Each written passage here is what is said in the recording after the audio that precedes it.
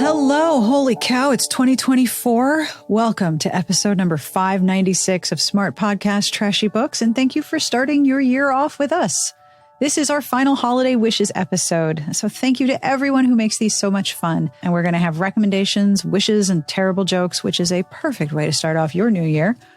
And I will have links to all of the books that we talk about, and there are many, in the show notes at smartpitchestrashybooks.com/podcast under episode number 596.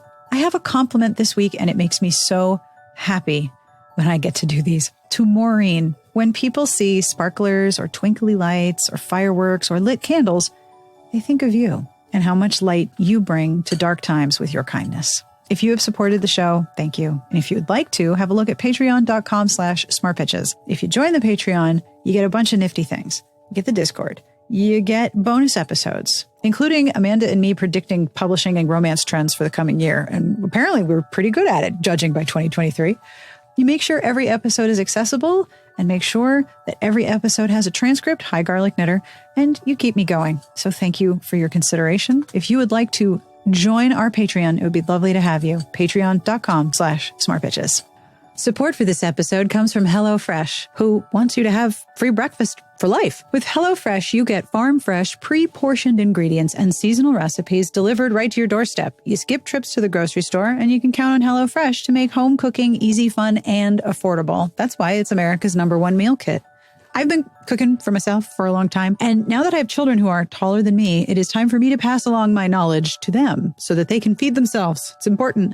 And HelloFresh has been a great tool for both my ability to relax and their growing culinary skill set. With HelloFresh, I save money, I eat better, and I stress less. I pick my meals and my delivery date, and HelloFresh handles the meal planning and the shopping. I get a box of pre-portioned ingredients, which means less waste and fewer slimy things in the crisper drawer. And the step-by-step instructions allow my kids to take over dinner prep with confidence and curiosity. And the meals are really interesting and delicious, too.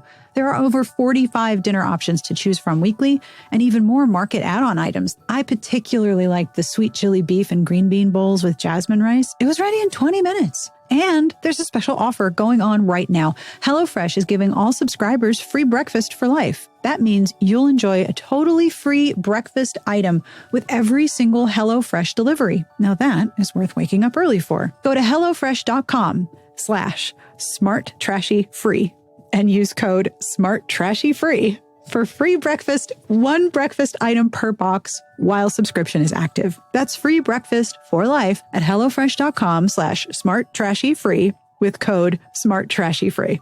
HelloFresh, America's #1 meal kit.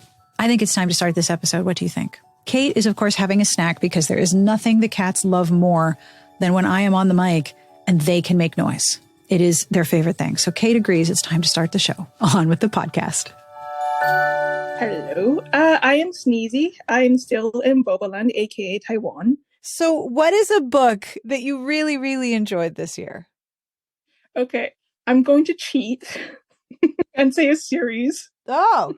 But I like them for the same reason, so we're not going to be here all day. And also, this is my low-key like push to the universe for the author to write more of these, because there's one specific character that I really, really, really, really want a happy ending for.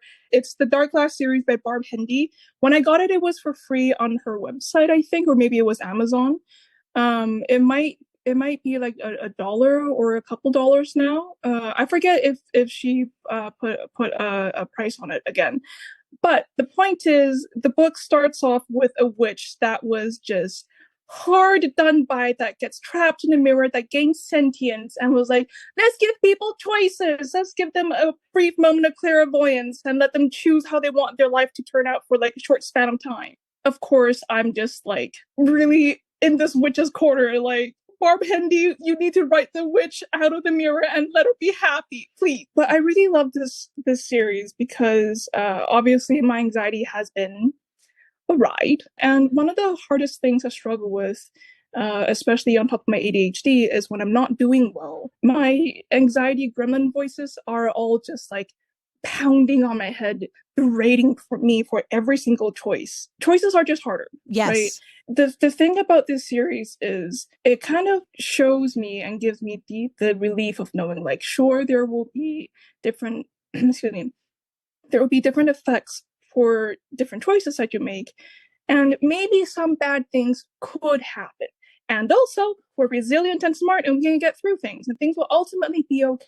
Mm-hmm. And I really need that. And also, the other thing I love about this series is you learn about the characters. Like, it's all written in first person. And I know that's like a hard no for some people. Mm-hmm. I'm sorry. But it really works well in this book, in this series, I should say, because you see who the people are from the choices that they make, why these characters will make the choices that they did, Mm-hmm. and what's ultimately important to them. And it stays consistent with what you learn about them through the book. And you can also see the way the story can continue. You can see how, like, it's not the end of the world for things to not be okay, to be really not okay for a while. Yeah. How maybe things not being okay for a while is ultimately a healthier choice. Mm-hmm. And I just really needed that. That's a good message. Because, I mean, anxiety is trying to protect you, right? And you Yeah. have to then like coexist with it because it's in your head and it's trying to keep you safe. But sometimes it's just overinflated what's dangerous and everything is bad. Exactly. That's exactly right. But I want to sneak one more recommendation here because I have been subsisting on almost exclusively webtoons this year. Sure. And I just want to sneak in one, Baked by the Baroness. I will say I have not read the whole thing straight through, what chapters there are available, so I can't give accurate content warnings. But so far, it's just been very clever, and it's one of those few webtoons where I feel like the English translation is better than the original language. That's rare. And they're just all very rare. Like, it's one of those things where, like, the translation team just went, we're going to have fun with this, right? So they just put so many baking puns in there, just gratuitous baking puns the entire way through. And there's so many bisexuals in there. Like, it's just rampant bisexuals just being so horny. I love it so much. You're not the first person at the end of the year to be like, webtoons, all about them. They're my faves. So what wishes do you have for everyone who will be listening? Peace in the Middle East, please. And for everyone to love fearlessly, with respect, boundaries, and joy, and just run full tilt at it. Love hard. Don't be afraid of things ending. And for artists to make bank and have rest. Make bank, have rest. I like this plan. This is a great plan. I'm thrilled to be a part of it. Yes. Did you bring a joke? And it is okay if not. Oh, I brought 3, and 2 of them are bilingual. Okay, the first one is an English one. What's a bear's favorite cookware? What's a bear's favorite cookware? You're going to be so mad at me. I give up. What is it? It's a pan. Duh. Oh, geez Louise. Oh boy. That, yep, you go. Ouch. Groan. Okay, the second one. So, what plates are a panda's favorite tableware? This is a bilingual one. What plates are a Why are plates? Why are plates? Yep. Why are plates a panda's favorite dinnerware? I give up. Because it's a pan. Duh. Pan in Chinese is plate. God. So pan in Chinese is plate? Okay. Yes. And last one. So, what's a bear that meows? What's a bear that meows? It's probably something panda. Yes. What? You're right. A meow xiong. Because mao xiong, cat bear, is what panda is in Chinese.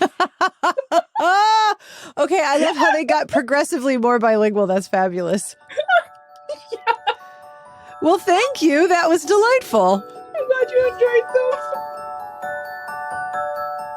My name is Sandra. I am located in California in the United States. Woohoo. And I've been listening to your podcast for 3 years now. Oh my gosh. Wow. Thank you. Oh, that's exciting. So what is a book that you really, really enjoyed this year? I really, really enjoyed The House of Earth and Blood by Sarah J. Maas.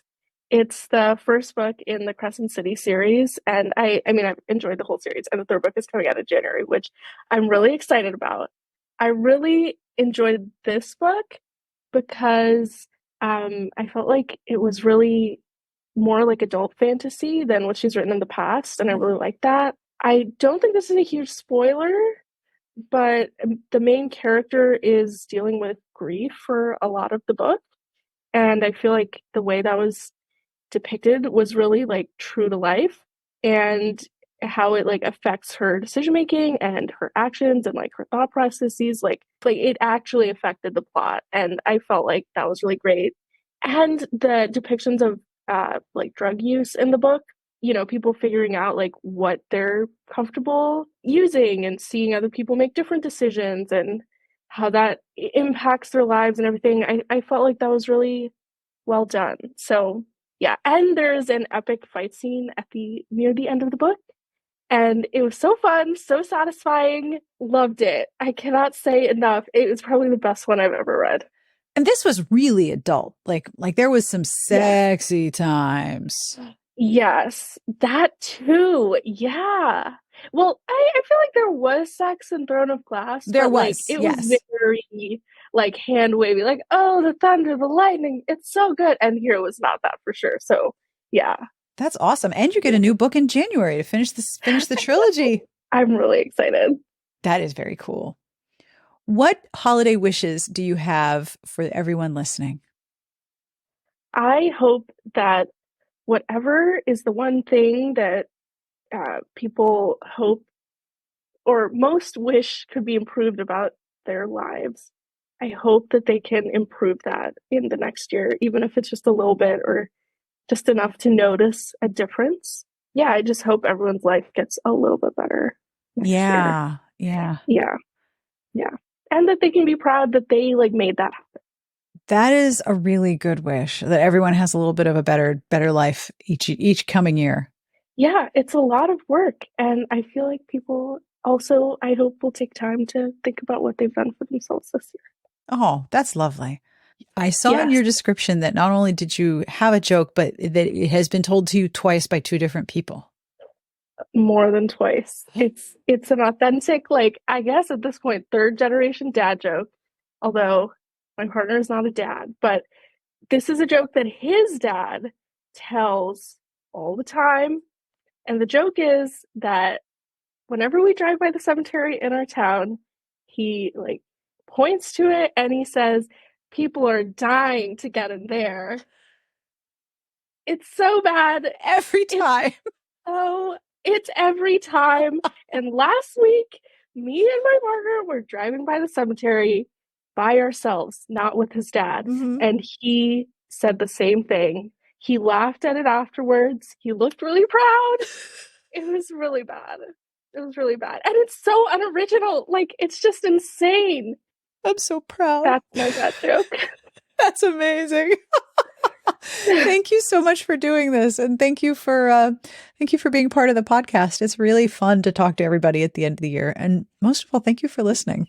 Thank you, Sarah. And also, I just want to say thank you for making the Discord this year. I feel like I've, just discovered so many great books through it. And it's great to just be connected with other readers. It's such a lovely community of people, isn't it? Yeah, it's really great. Yes, I'm Jenna Grinstead, and I'm in Columbus, Ohio, and I'm a YA writer, and a huge fan of this podcast. Thank you. That's really nice to hear. What book really rocked your world this year? So one book that really super rocked my world, I hope I'm allowed to talk about it, but I'm going to anyway because it's not out yet. I read it as an ARC. Ooh. It is actually coming out at the end of January. It's called Work It Out by Eva Seidler. And it is like, I love a quirky small town romance so much. And so it's set in a little town in Arizona called Big Bone. And it's all, I know, right? And the funny part too is it's set at a gym that is called Explosion. And our adorable gym owner has not put together the fact that she's, named her gym Big Bone Explosion, right? It's adorable. It's super steamy. And it's great because the gym owner is kind of on the brink of losing her gym. So one of her employees decides he's going to help her save it by convincing his friend that he grew up with, who's a B-list actor in Hollywood, that this will be the perfect place for him to get in shape for a superhero role, something he cannot do in LA because he has POTS. And as I understand it, this author also has POTS. So you've got this sort of chronic illness piece in the backdrop, but so funny, those moments where you kind of like also tear up, it's a grumpy sunshine. She wants to save her Jim, but she's very lawsuit averse and he's kind of keeping his condition hidden at first. And then she finds out. And so it's just fantastic. So that is my cannot wait for it to come out. Can't wait for everybody to read it. That is awesome. And I'm a YA author. So if I could slip in one YA for you. Of course. Some people like show up and are like, well, I brought a list of 5 books. And I'm like, that's fine. Go ahead. Okay. I also would, so if you're a YA reader and a sapphic YA that came out this year, it's a fantasy. It's called Hearts Forged in Dragonfire by Erica Hollis. And it is great. It is such a great book. It is the fantasy world. This is a person who talks to dragons. She's got like a special skill set and she is enlisted to come and try to negotiate with a dragon that is threatening to holding this whole town hostage, wants to destroy the town. And she's got to figure out how do you negotiate with this like crazed dragon to get the town back, and falls in love in the process. And it's just so yummy. I love it. That's a great title too. Isn't it? And the 2 others I'll slip in that are not YAs. They're contemporaries. Jen DeLuca, I don't know if you've heard of her Renaissance Fair series. Maybe I even found her through your podcast. It's hard to remember, but I really, really, really loved her series that started with Well Met at Renaissance Fair. It's really fun. And then Loren, I discovered a series of 3 books written by her, the first of which is called Yes, and I Love You. It's improv and anxiety and Tourette's in a co-working space. And so that's super fun. I really love that book. I love everything she writes. And I have Tourette syndrome. So I was kind of like, I don't know how I'm going to feel about this. Like it's always portrayed, I think, negatively in books, and totally surprised to find this book with the Tourette's rep being like so spot on. Like it was just great. And Tourette's has such a range. Like you only see this very, very narrow portrayal. And it's actually this whole range of different neurological outcomes, right? Yes, it's total. And I belong to a Tourette's writing group. And I was like, everybody has to read this. It's like there is a character who has Tourette's in one way, and then another character who has it in a different way. So some people shout out words. I don't shout out words. So it was nice to see a character that didn't. I'm working on a YA actually right now with a Tourette's character. And I had like given her a shout out on social media, like, hey, this is a book I wish I would have had when I was younger. And she was like, great, you should write some yourself too. Like, so just like as an author, so supportive, right? Yeah. And Loren has done a lot of, here's part of my process. Here's what I do. She's very instructional in her public facing work, which I appreciate because I think it's important, especially, and I'm sure you've encountered this, to sort of demystify that there's only one way to write a book and there's only one way to develop a plot. There's only one way to do things. No, there's like 50 million ways to do things. Yeah. And she does provide a lot of great resources. Her newsletter is great for that too. Yes.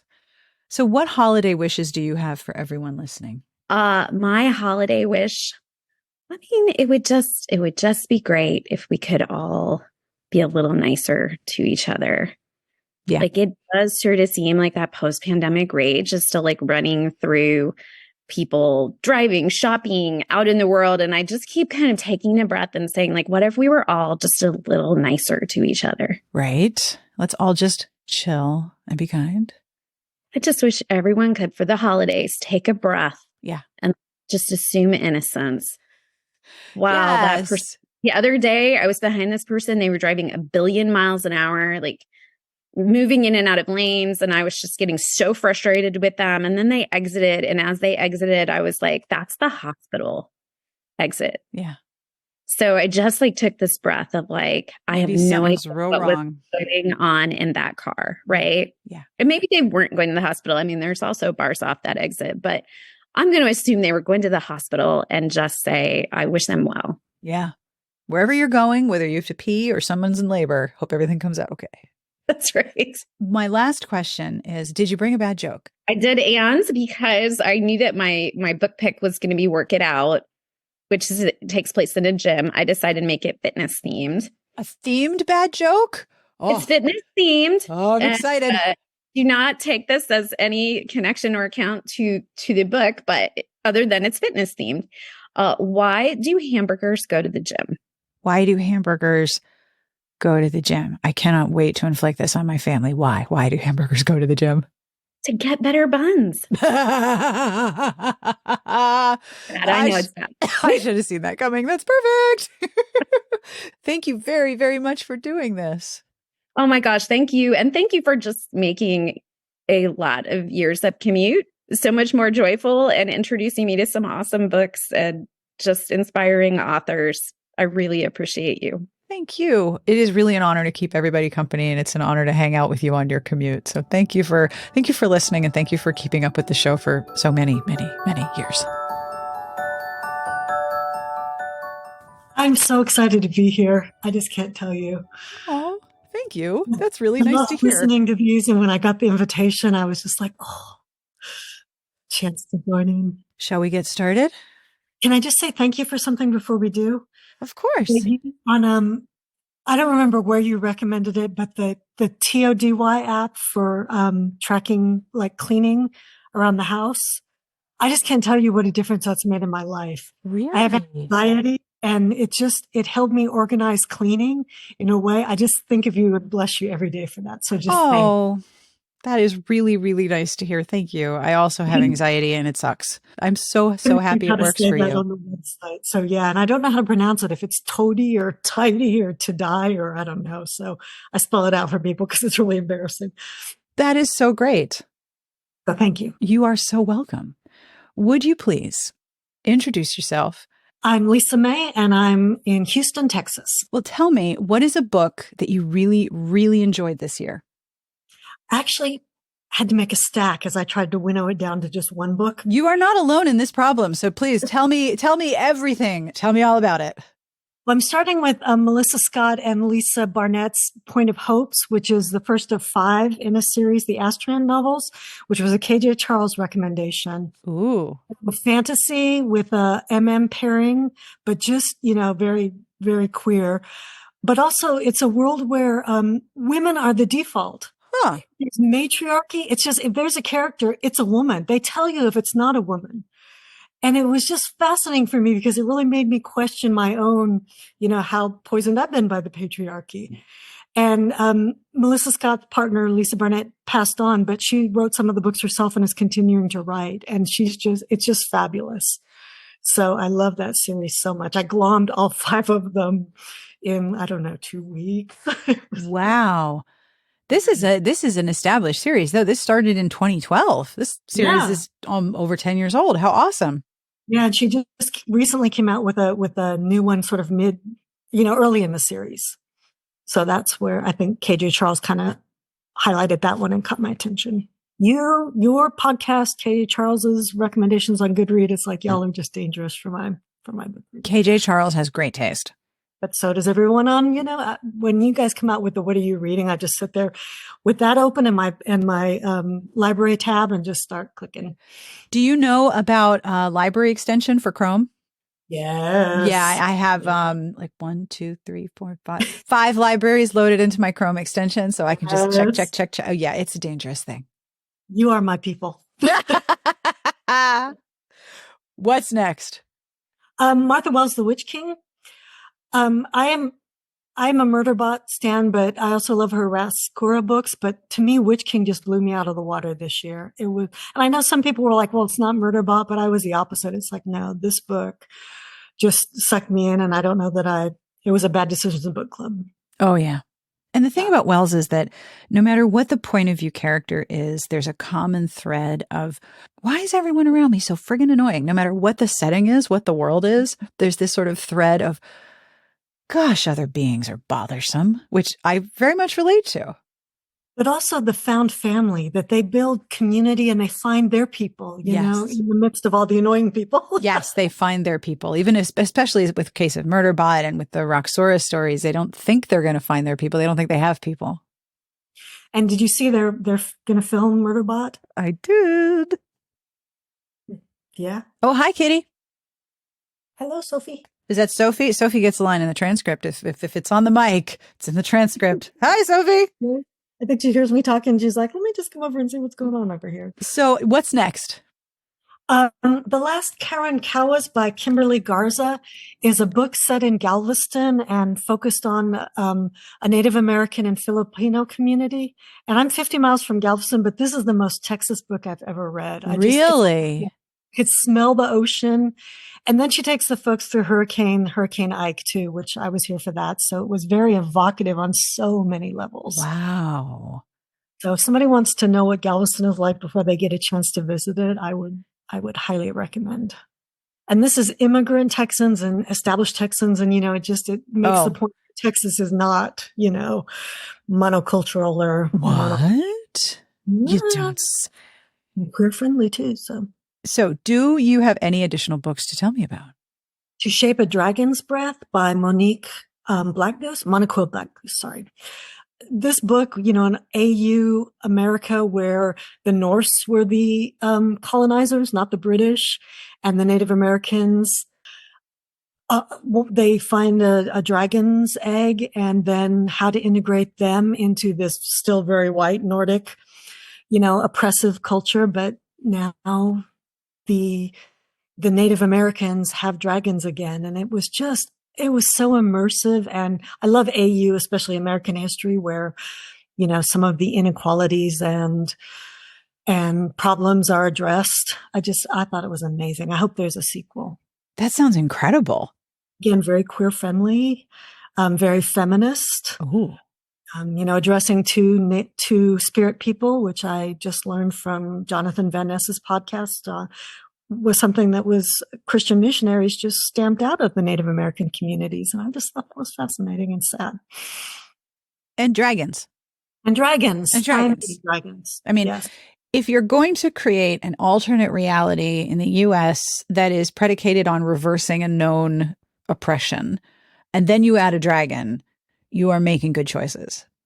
I could not agree more. just add a dragon. It's going to be even better. Yes. I mean, that sounds so cool. Yeah. And I know Fourth Wing is sort of the dragon book everybody's talking about, but I just wish this book had sort of gotten more traction, I guess.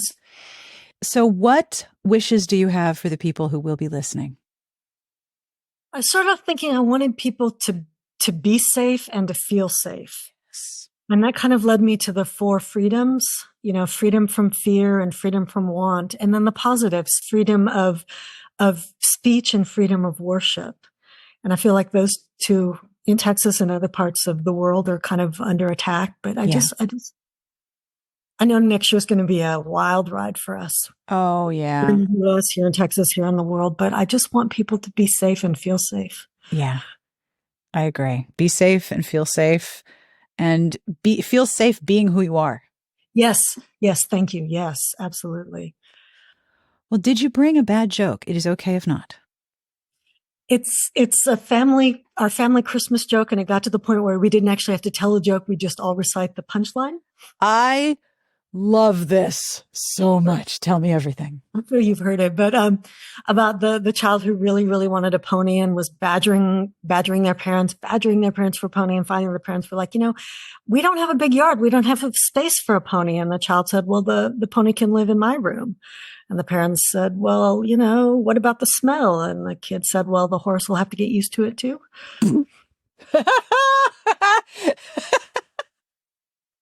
I have not heard that one, and I'm delighted. We would just say, well, the horse will have to get used to it too. The horse will have to get used to it. Okay, that is hilarious. Thank you. Thank you for sharing your family joke. And thank you for doing this. I really appreciate it.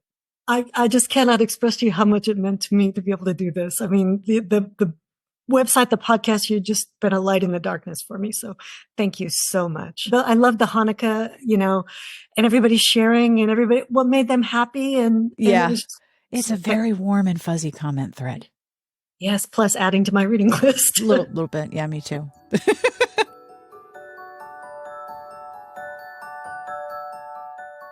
Hi, I'm Shana. I am one of the Smart Bitches reviewers, and I'm also a grad student who's studying social work and narrative therapy. And I'm in California right now, where it's raining. Ugh. So what is narrative therapy? Oh, well, narrative therapy is like thinking about the story of your life in order to understand your past and to be more comfortable in your present and hopefully to have mental health in the future. Oh, I love this plan. So what does that mean when my brain is like, hey, remember that super embarrassing thing you did like 15 years ago? Do you want to relive it? It's 3 a.m. I know you're not busy. So how about and usually my response to that part of my brain is, yeah, but I've already felt that embarrassment like 60 times. What if I just never do that again? I know, but your brain is probably trying to help you out by thinking if you can just kind of relitigate the past, that you can prevent yourself from experiencing that pain in the future. I appreciate that. I appreciate that my anxiety is trying to keep me safe. I wish my anxiety was like, listen, we need a new playlist of things that are embarrassing for me to think about at 3 a.m. I need to update my playlist here. So you have people write or engage with the narrative of their stories to look for basically patterns and events that will help them inform their present and their future. Mm-hmm. Yeah, and to tell a different story because, if you have something you're anxious about and you're waking up at 3 a.m. and it's probably hooked into this story you have about yourself that isn't very nice and isn't rooted in self-compassion. Right. And, if you could tell a story about yourself that is more compassionate towards yourself, maybe that you were doing the best you can in those circumstances. And also there might have been outside factors that you're not really considering that might have impacted what happened. It's not that you are necessarily a terrible person. Then like that might give you the opportunity to heal a little bit and maybe be more compassionate towards yourself in the future. If you're thinking about yourself as like, wow, I'm someone who really cares about other people. That's why I cared what they thought. Yeah. Like, that's way better than what is wrong with me that I care about what other people think of me. Yeah, that is absolutely. It's basically reframing, right? Mm-hmm. Wow. How are you enjoying studies? Apart from the stress and class part and the part where there's lots of other people. I really enjoyed being on winter break right now, to be honest. So what is a book that you really, really enjoyed this year? So this was unusually easy for me, actually, to figure out. Because I went back and looked at my helpful little spreadsheet of what I've read.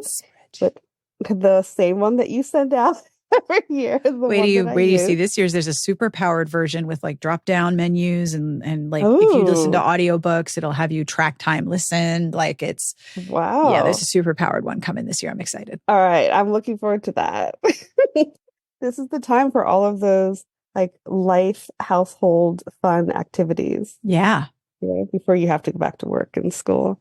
But yeah, so the book for me is A Memory Called Empire by Arkady Martine. I have no idea if I'm pronouncing that name right, but I really, really, really loved it. Like, I think it was one of those science fiction books where the world building is so creative and complete and so like politically astute that you just feel safe. Like you just feel like you're being held in someone else's imagination, someone who is unlikely to do something fucked up.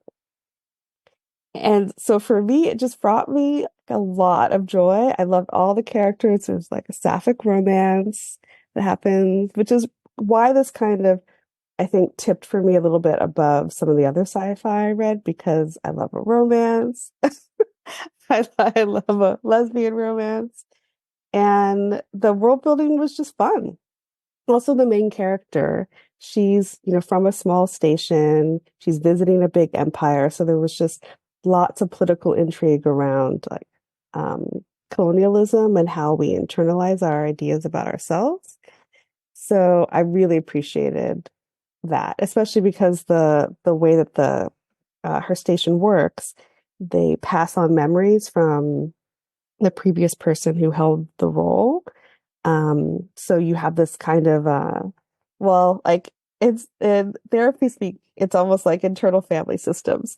You have all these people that are hanging out in your head who you get to kind of connect with, and you have their memories, and you kind of become greater than the sum of your parts. So thinking about generational like learning and also kind of generational trauma, it was just really fascinating, and it was fun, and it involved a lot of really good dialogue. So like fun banter, fun world building, girls in love, like political drama. I will be happy if you have all those things. And it did. You know, I interviewed the author back in March 2019 in the Before Times. No, I'm going to have to go back and listen to that. I'll give you a link. And not only is Arkady Martin a science fiction and fantasy writer, but in their day job, they're a Byzantine scholar and narratologist. So the whole episode is about narratology and how story works. What? First of all, it sounds like we should be best friends. Yes, it sounds like you guys need to know each other. But it's basically, she is studying and working in the field of cognitive narratology. Basically, how does the brain respond when it is experiencing a narrative? Ooh. Yeah, so this is clearly up your street. I will send you a link to this episode. It's so funny, though. I guess it does make sense why I love the book. Yeah, it is entirely appropriate that you like this book. That is very, very cool. I like it when your book tastes tell on you. Yeah, like, oh, you like that? Have you read System Collapse, the latest Murderbot novel yet? I just bought it yesterday, actually. Speaking of narratology, how and to whom a story is told and how you convey that story is a major part of the plot. Ooh, I'm really excited. So what wishes do you have for people who are listening? Well, I was actually thinking about Kwanzaa this year, which is not a holiday that I've usually celebrated, but I went to Disneyland this month and I found myself in the Kwanzaa section and I didn't realize it. I just thought, wow, this food is delicious. This music is really good. I feel so welcomed. And then I looked up and there was like a giant Kwanzaa Mickey head. And I realized I had like wandered into the Black people section and had effectively, like, it worked for me. Like, I love Disneyland. I'm crying. It was really epic. And what is happening? The food is so good. Everything is amazing here. There's all these Black people singing and dancing. Like, this band came out. So they sang a song about Kwanzaa. I really liked the section on the self-determination principle.